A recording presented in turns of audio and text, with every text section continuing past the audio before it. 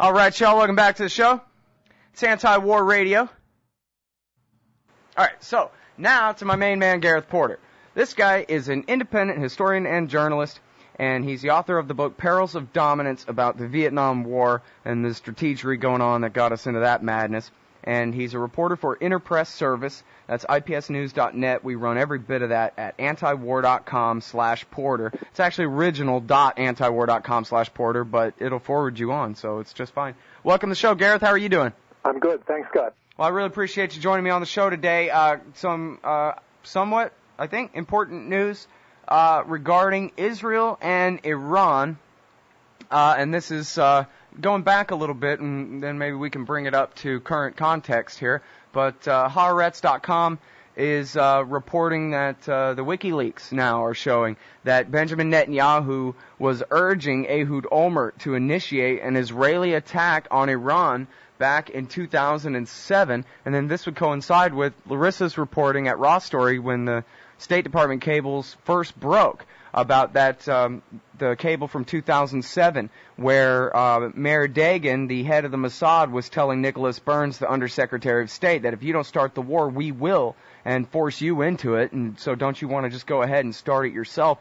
And so I was wondering if maybe you could give us some of the context there and maybe tell us what this means for the fact that, taking into account that Netanyahu is the Prime Minister of Israel right now. He doesn't have to urge anyone but his own self to start a war like this, it doesn't seem like to me. Well, I think we've known for quite a while that Netanyahu is well to the right of the political, military, and intelligence establishments of Israel. He is indeed an extremist on this issue, and that much has been clear. And so it's not terribly surprising to find that he was urging Olmert to attack. And I think this should be put in the context of what is now more clearly than ever before a deeply divided Israeli government and political elite on this issue. There is no consensus on this question of, obviously an aggressive military attack on Iran, which carries with it the most extreme kind of risk. And for a payoff that I would have to say that most people in the intelligence establishment and a very large proportion of the military leadership of Israel has not at all been clear is worth it. So, I would simply emphasize that Netanyahu is, I think he represents a minority view within the Israeli government and political elite. I'm not saying that it's an insignificant view, but I do think that it's important to recognize that there has been a lot of dissent from that extremist view. And, there have also been a number of interesting reports coming out from WikiLeaks, one of which was a 2005 report from a then Mossad official telling a U.S. diplomat that there's just no possibility of an attack on Iran. It's been ruled out because it's simply not realistic. That's kind of a surprise because WikiLeaks cables, as you well know, are not top secret. They're very low secrecy rating, and so to have a Mossad official talking to a diplomat and have that be in a WikiLeaks is a bit unusual. But that's kind of out of context anyway, because it sort of seems to me like all he was saying there was, we're not going to just do it ourselves. We need you to help us do it, or we want to get you to do it for us. Well, that, of course, I think is much closer to a consensus view, that if the United States did it, a lot more of the elite then goes on board. For Israel to do it by itself, I think that's very much a minority view. I think that's correct. Yeah. Well, and I mean, the fact of the matter is, isn't it, that if Israel were to launch some F-16s and just launch the very first salvos against, for example, the Natanz enrichment facility, something like that, that would immediately mean war between America and Iran in the Persian Gulf. Well, it certainly would raise the likelihood of the United States becoming involved. But I want to make the point here, which I'm sure I've made before, that this is not automatic. And this allows me to mention something that I don't think that I have talked about. If I have, it's been a long time. These war games that were highly publicized a year and a half or so ago by the New York Times and other newspapers. There was a war game sponsored by the Brookings Institution and one at Harvard University. Right. Particularly one at the Brookings Institution was very, very interesting to me because it did assume that there was nothing the United States could do about an Israeli attack, that it, A, wouldn't find out about it ahead of time and thus be able to intervene and say, no, you're not going to do that, and B, even if the United States military or intelligence didn't find out ahead of time, that they would know before the attack reached, before the flight of F-16s reached their target, they would know well ahead of time, and they'd be in a position to shoot down the Israeli warplane. Now, I think it's important to understand that there are a number of ways in which an Israeli decision to attack could be stopped at various stages by the United States. It would require specifically a decision by the White House to allow this to go forward once it had started, because the U.S. Air Force would immediately warn the White House that there's an attack underway by airplanes that have not been given the friend or foe coordinates, code words, I should say, and thus, according to the practice that has been in existence since 1991, the U.S. Air Force automatically shoots down those planes unless ordered otherwise by the White House.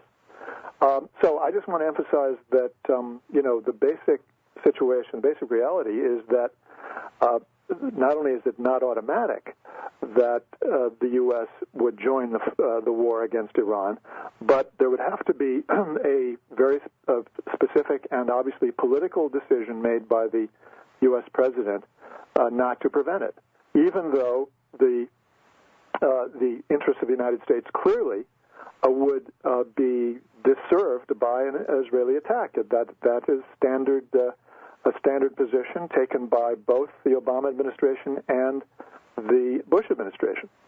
Yeah, but, the fact of the matter is, at the same time, though, that Obama has done everything to make sure that diplomacy won't work. He comes out and gives this big YouTube and says, greetings to the people of the Islamic Republic of Iran. I want to work things out. And then he does everything he can to not work things out. They told him, we accept your offer. And he told them, no, I refuse your acceptance of my offer.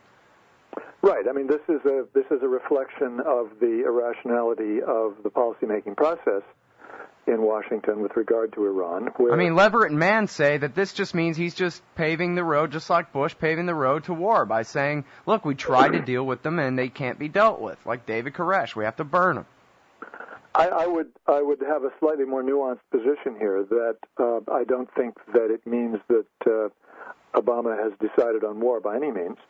That he has decided that he will accept an Israeli attack by any means. I think it means that he's unwilling to stand up publicly and say what I think he knows needs to be done, which is to accept, in principle, the Iranian right to enrich and say that we will reach an agreement on the basis of, a new set of arrangements to monitor and have surveillance on the Iranian program. An additional protocol, basically. Well, it can be an additional protocol, or it could be just an agreement outside the existing protocols. Yeah, it would be a new agreement. I'm sorry. Hold it right there. We got this heartbreak interrupting us here. Yeah. We'll be right back, everybody, with the great Gareth Porter from IPSnews.net after this. All right, y'all, welcome back to the show. It's Anti-War Radio. I'm Scott Horton, and I'm talking with Gareth Porter from Interpress Service. We're talking about the continuing threat of an Israeli-American-Iranian war, to whatever degree, percentage-wise, you want to put on it. I don't know. But, Gareth, any theory that has the American president allowing or ordering or refusing to unorder American planes to shoot down Israeli planes, to me, is far-fetched, especially when we're talking about Barack Obama. Lyndon Johnson called the fighters back when they went to go defend the USS Liberty. And here Barack Obama's done nothing but lay on his belly prone before Benjamin Netanyahu and takes everything Netanyahu dishes out and says nothing back. And hell, for that matter, announced before he ever became president that, Jerusalem belongs to the Israelis, and on and on. I'll do whatever you say, I'll nuke whoever you say. So I don't know why to believe that if push came to shove, that Barack Obama wouldn't just back right down and let Netanyahu get us into a war. Hell, he lets the rebels in Libya reject any ceasefire offer on his behalf, Well, I'm not certainly not going to defend the courage of Barack Obama with regard to Israel. That's the last thing on earth I'm about to do. No, I think the point, however, is that it is so well established in U.S. policy toward Israel over decades that the Israelis must get permission from the United States to do this. That, it is not by any means, my point is that it is not at all automatic that the President of the United States, even if his name happens to be Barack Obama, would allow this to go ahead without U.S. interference. And let's just recall for a moment the very significant fact that it was under George W. Bush, who was, if anything, far more dramatically pro-Israeli than Barack Obama is, that the Israelis had to ask the Bush administration for precisely those friend or foe codes, as well as other assistance, to be able to go ahead and attack Iran. Well, I'm thinking they were a lot more worried about crossing him. Pardon? I'm thinking they were more worried about crossing Bush because he'll do what he wants, whereas Obama will do what they want. Well, I mean, that's kind of putting it all on personality. I'm not sure the Israelis or any other government are going to operate that way. That they're going to assume that because Barack Obama has shown himself to be pusillanimous in many ways, that they could count on him, not taking any action.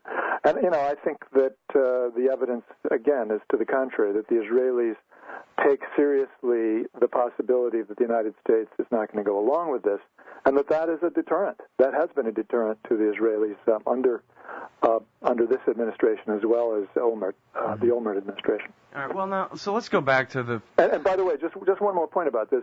Going back to the war game that Kenneth Pollock mounted at the Brookings Institution, and that David Sanger covered copiously at the New York Times. Mm-hmm. It was clear to me that the reason that they left out all of the possible ways in which the United States could indeed interfere and stop such an attack was because of the interest of these people in Washington in legitimizing the idea of an Israeli attack and suggesting, well, there's nothing to be done about it. Let's just relax and get used to the idea that it's going to happen.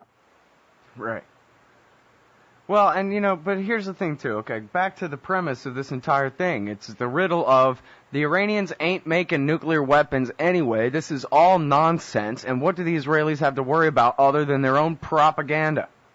Well, you're absolutely right. I mean, this is the most outrageously irrational suggestion of an attack that I've ever heard of. I mean, there's absolutely no reason why the Israelis, if they have the slightest rationality surrounding them, would even think about this sort of an attack without any real evidence that Iran has decided to move to get a nuclear weapon or that they're anywhere close to doing so.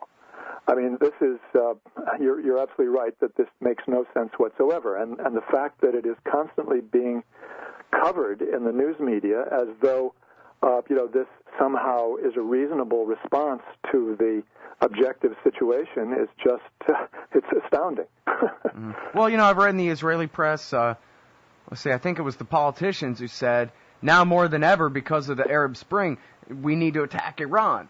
For some reason, I'm not sure the non sequitur there, but we're talking about the Israelis, so it doesn't really matter. Well, and then there was an opinion piece, I think, in Haaretz that said now we can't because we don't have Egypt, to count on our southern flank.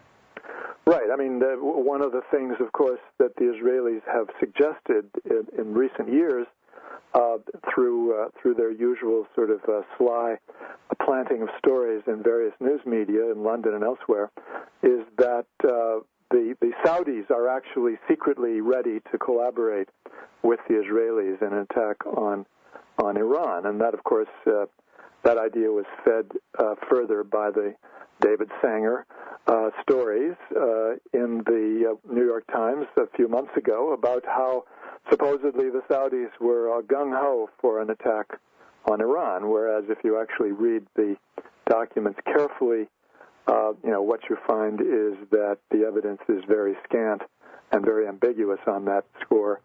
And I would just say that, again, Sanger plays the Israeli game, and what can you say? Yeah. Well, for those people who are new and aren't familiar, David Sanger at the New York Times, he's their nuclear Iran guy, and he's a liar.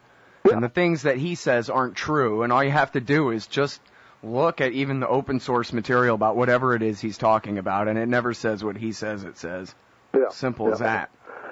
He, of course, as I've said many times, is on a personal mission to force the Obama administration to go along with the kind of national intelligence estimate that he has demanded for the last 3 years, almost 4 years now, since late 2007. Well, speaking of which, we're almost out of time here, but what gives with the new NIE?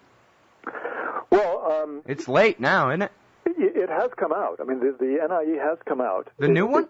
Yes, it did not get that much news media coverage, but there were stories in the Times and the Post. And when was that?